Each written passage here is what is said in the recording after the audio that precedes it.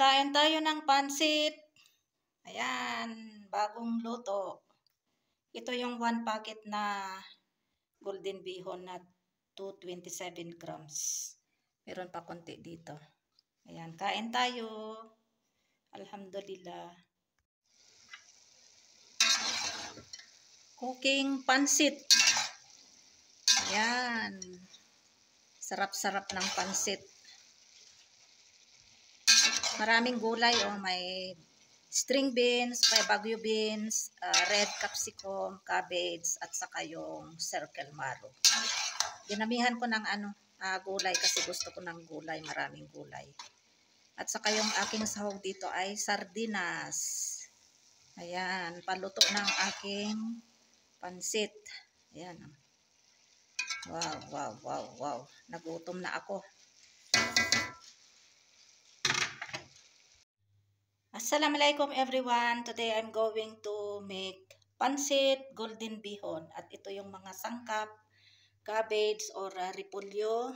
Ito naman yung string beans or bagyo beans, red capsicum, bawang, sibuyas, and this is apple marrow. It's like long one, this zucchini. So ito pala yung aking pangsahog, sardinas, at saka ito yung aking panglasa para lalong sumarap. At saka ito naman yung soy sauce dito sa Pakistan. So start na tayong maggisa. Ayan, thank you so much sa nag-sponsor nito, Sis Yasmin. Makakatikim na din ako ng bihon at saka itong sardinas. So start na tayong magluto.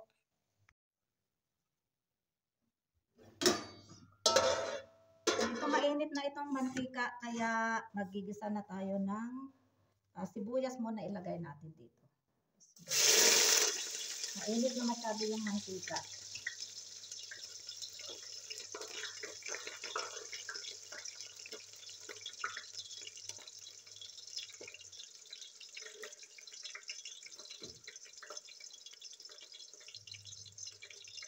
Siguro more than 1 year yata ako na magluto ulit ng pansit.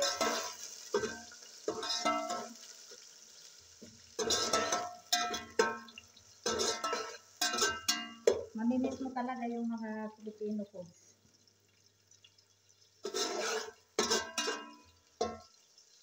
Isa muna tayo ng sibuyas.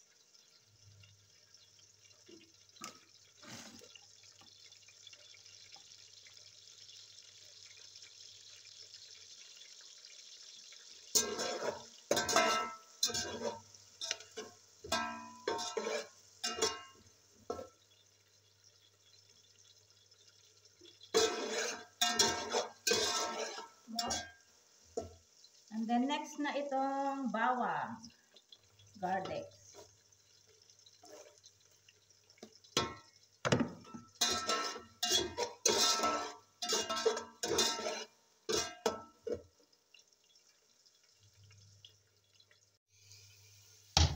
Ayan, medyo sunog na itong sibuyas at saka bawang. So ilagay ko na itong beans. Mamaya ko na itong ilagay itong takok na sardinas.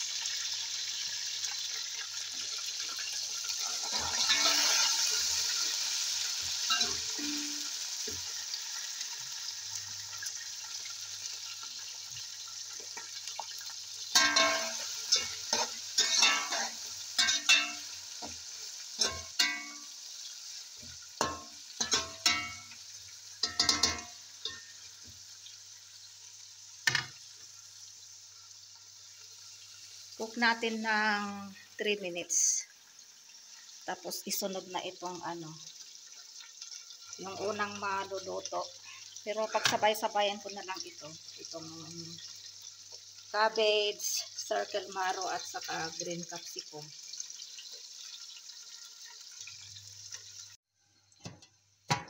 Ayan, buksan natin. Luto na ang half cook na ang beans. Kasi gusto ko kasi half cook lang. Half cook. Ayoko yung overcook. So ilagay na natin itong circle marrow. Sabay-sabayin na lang natin. Ayan, medyo nasunog yung sibuyas.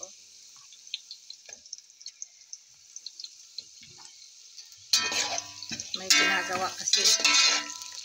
Kaya,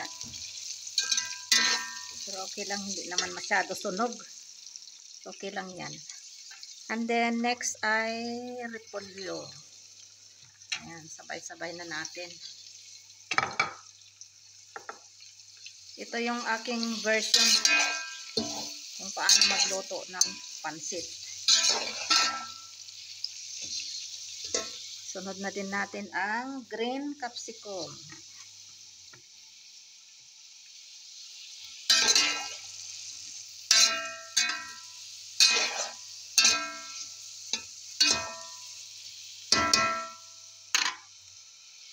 Takpan natin ulit ng another 3 minutes.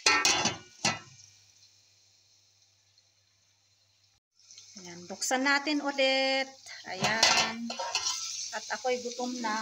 Ito yung aking pananghalian. So, lagyan muna natin ng sahog na sardinas. Itong isang lata ay hatiin ko lang. Tipid-tipid. Kasi,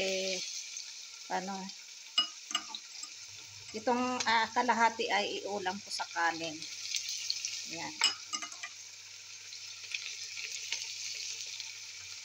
Basta may pang sahog lang. Ilang yan. Tama na ito eh. Itira ko ito. So, lagyan natin ng tawag dyan. Ay, durugin muna natin. Durog. Yung sardinas. Ito na pala yung pansit na binabad ko sa tubig. Pero tatanggalin ko ito, yung tubig. Niloto ko yung 1 packet na 227 milligrams yata ito. So ito, itong tubig pala ay lukewarm water. So lagyan ko na ng tubig para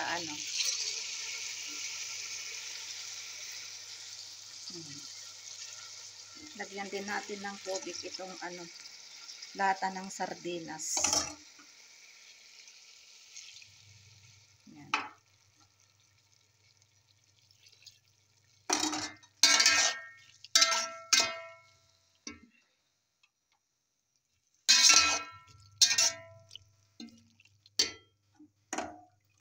Kulang pa yata ang tubig.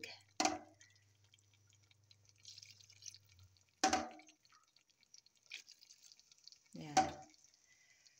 So, takpan natin ulit ng bago ko ilagay itong pansit. Pag kumulo na ito ay ilalagay ko na itong pansit. Pero i-strain ko muna ito. So, takpan natin.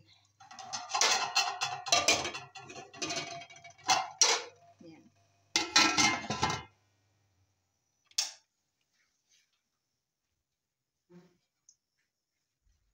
Ay, bakit ko pinatay? Ano ba ito? Ayan. Check natin. Kasi, boil na itong tubig. Kumukulo na. Ayan, ilagay na natin ang pansit. Ayan. Marami na ito pag naluto. Kasi si Fatma nag-request yan na lutuin daw. Kasi gusto niya din itong pansit. Ayan. Tawag dyan.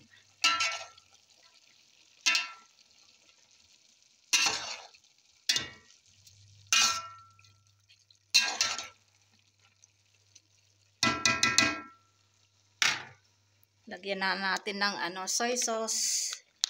Ito yung soy sauce ng Pakistan. Masarap sana yung Silver Swan. Kahit marami lagay mo dito, wala pa rin kulay eh. Pero pwede na pagtiyagaan.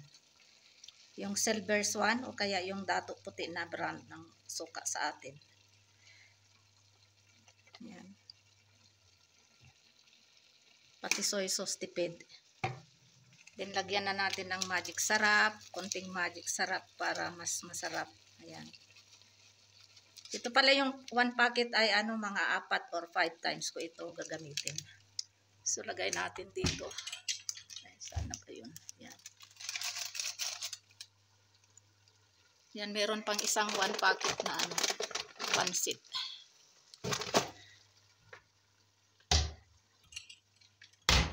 Tapos ano, 3 sardinas na lata. Yan.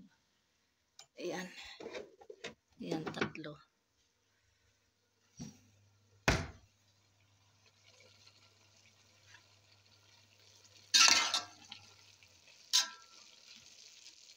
Check ko nga kung ano yung asin niya, kung okay na yung asin niya.